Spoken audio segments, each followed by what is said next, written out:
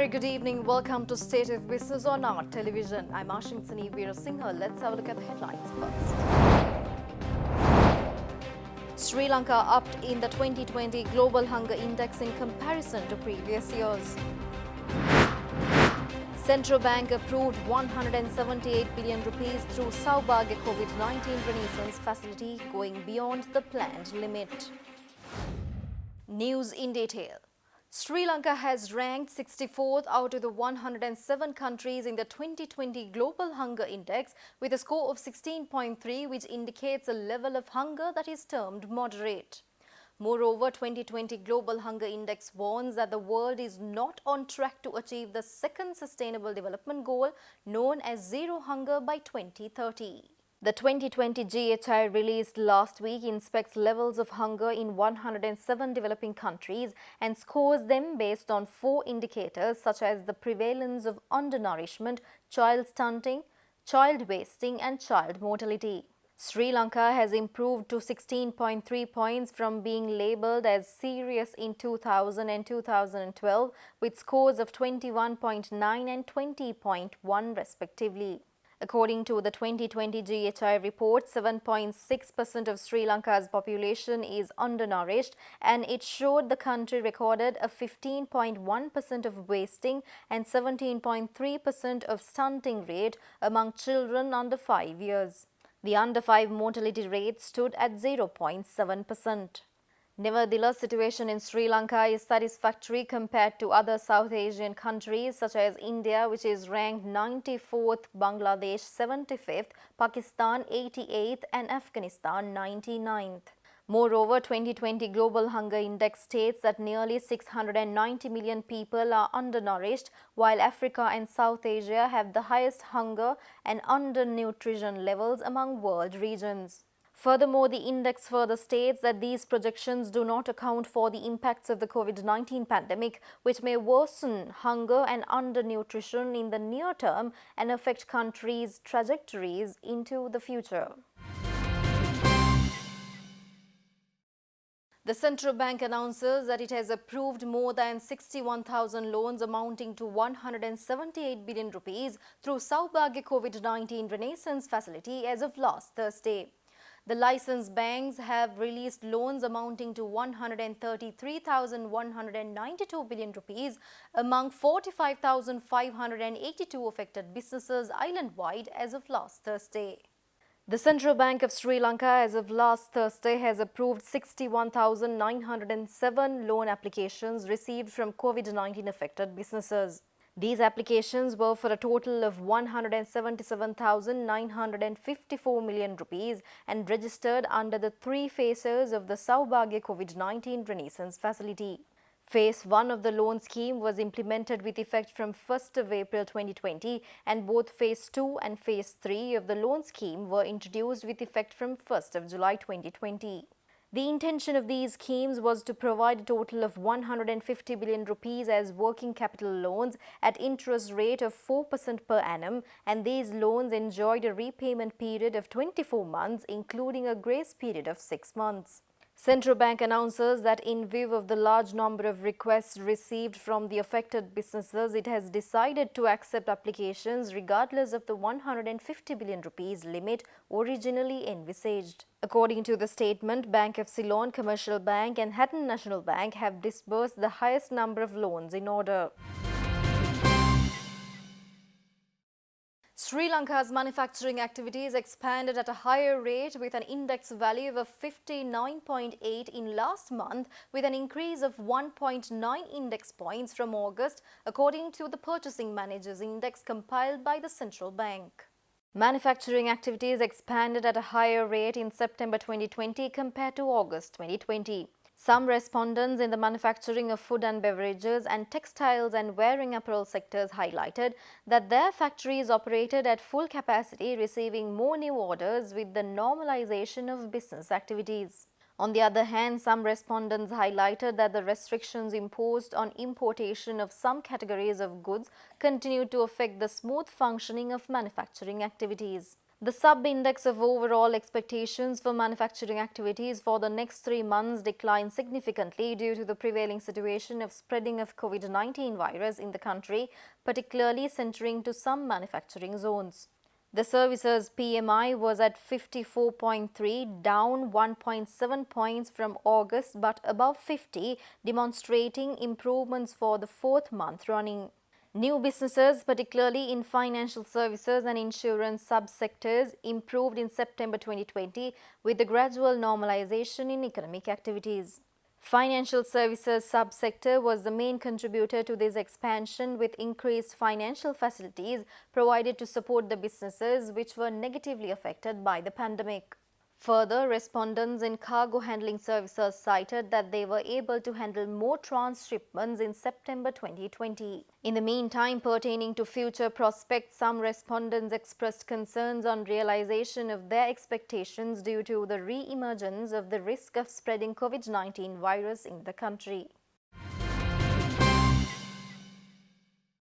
Stay tuned for more news after this short break.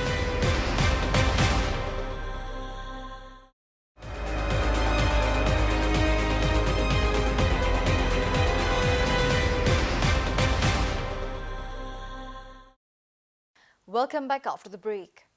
The Committee on Public Enterprises has summoned the Road Development Authority officials and other related officials for an inquiry into the special audit report on the feasibility study and procurement activities of the Central Expressway project. The Committee on Public Enterprises will examine the special audit report on the feasibility study and procurement activities of the Central Expressway project tomorrow.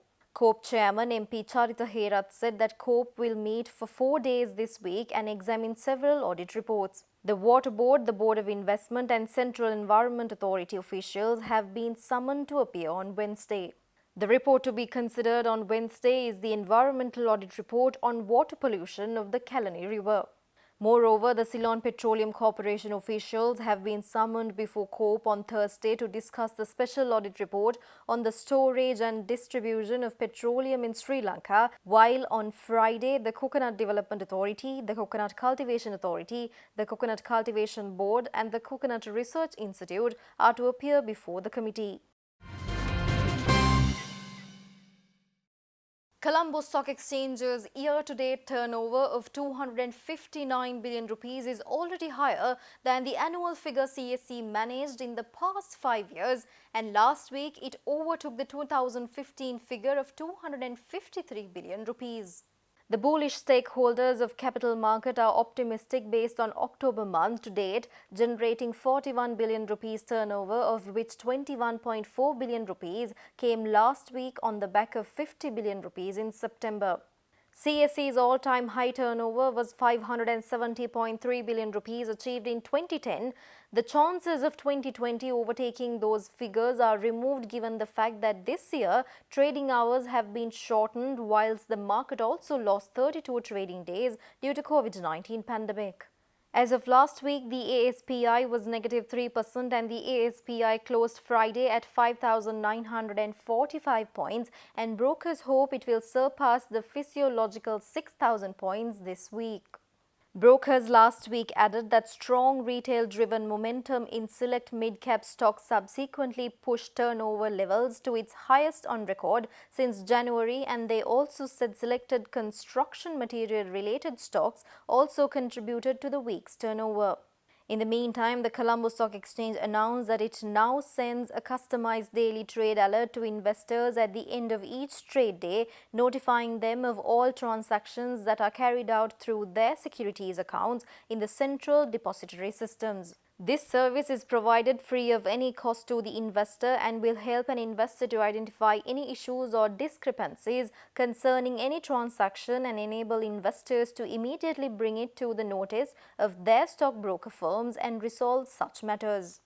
All CDS account holders who have not furnished their mobile numbers are urged to do so by downloading and filling the CDS 28A e-services form from the CDS website and have it submitted to their relevant broker firm for this service to be enabled. Further information can be obtained by calling 011 235 6449. Leftist Party JVP General Secretary Tilvin Silva says that the sudden impending visit by US Secretary of State Mike Pompeo and several other recent high-level foreign delegations to Sri Lanka show how Sri Lanka has become a playground for few powerful nations.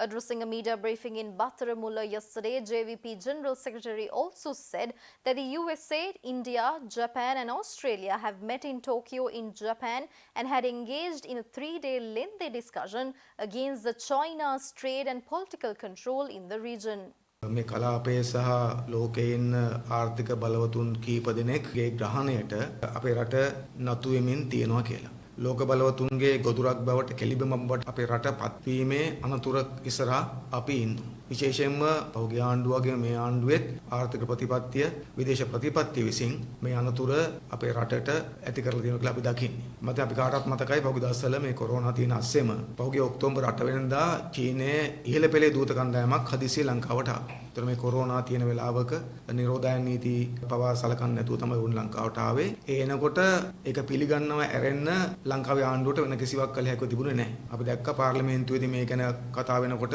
සෞඛ්‍ය ඇමතිනිය පවිත්‍රා වර්ණාරච්චි මහත්මිය මොතරම් පහසුරපත් වුණාද කියලා මේ අය නිරෝධායන නීති වලට පිටින් එනවයි කියන කාරණේ කියාගන්න. ඒ වගේම පහුගිය 15 වෙනිදා ඉන්දියානු මහ කොමසාරිස්තුමා අගමැතිතුමුණ ගිහලා සාකච්ඡාවක් පැවැත්වුවා හදිසියේ. ඒ සාකච්ඡාවෙත් වාර්තා කළ ආණ්ඩුව පැත්තෙන් මේ සංවර්ධන ව්‍යාපෘති වලට ආධාර කරගෙන පිළිබඳව සාකච්ඡා කරා කියලා. ඒ අතර දැන් කතා වෙමින් තියෙනවා ඇමරිකානු රාජ්‍ය ලේකම් ඇමරිකා එක්සත් ජනපදයේ රාජ්‍ය ලේකම් මයික් පොම්පේ මහත්තයා ඉන්දියාව සංචාරකට එන මේ මාසය අග යාපු වෙලාවේ ලංකාවටත් එන නියමිතයි කියලා. දිනේ ලෙස සාමාන්‍යයෙන් හිතන් ඉන්නේ මේ ඉදිරි 27 වෙනිදා ඔක්තෝබර් 27 ලංකාවට ඒවි කියන බලාපොරොත්තුවක් තියාගෙන ඉන්නවා. දැන් ඇත්තට ගත්තොත් එහෙම දැන් මේ චීනය, ඉන්දියාව, එක්සත් ජනපද රාජ්‍ය ලේකම් ලංකාවට එන්නේ අපි දුකසව බලන්නද? දැන් අපිට පේන තාලට මේ ලංකාවට එන්නේ අපි දුකසව බලන්න නෙවෙයි. අපිත් එක්කලා තේ එකක් බීලා යන්නේ මේ එන්නේ. මේන එකේ අපිට පේන්නේ මේකේ අරමුණ තියෙන්නේ, හැඟීම තියෙන්නේ අපිට නිකන් තමන්ගේ ඉඩම බලන්න එනවා වගේ. තමන්ට අයිති ඉඩමක් තියෙනවා, තමන්ට අයිති වත්තක් තියෙනවා, වත්ත බලන්න වත්තේ අයිතිකාරය එනවා. We'll be back with stock updates after this short break.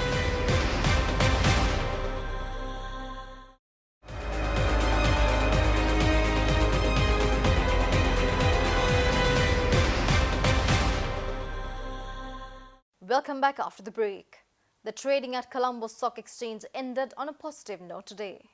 The all-share price index gained 0.29 points to close at 5,946.08 and the S&P SL20 gained 12.29 points to close at 2,382.72. The turnover was 2.5 billion rupees and over 139 million shares were traded. Up next are forex rates.